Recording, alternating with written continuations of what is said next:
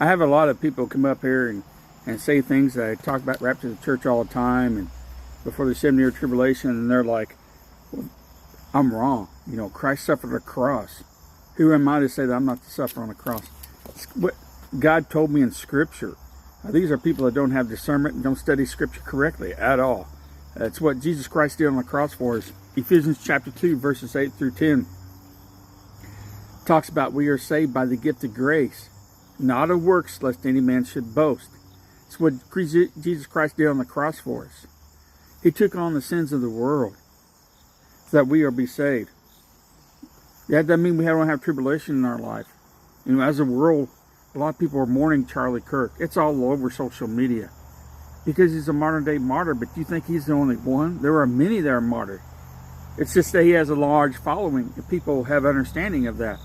But last year alone, Worldwide Watch is an organization, Christian organization that talks about Christian persecution worldwide.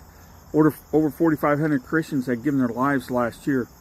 I know when I went to Iraq, I from 2003 to 2004, February 18th, 2003 to around June 20th to 21st, 2004, I was in Iraq and I came home.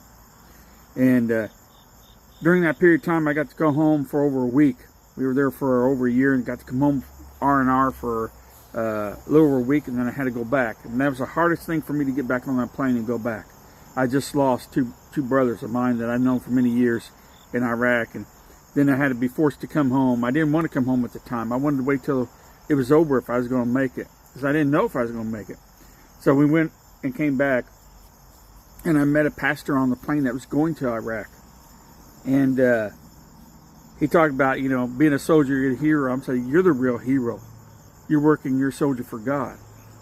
That pastor gave his life. The village he was in Iraq, within a year later, I found out, was destroyed. So there are many people who give their lives to God all the time.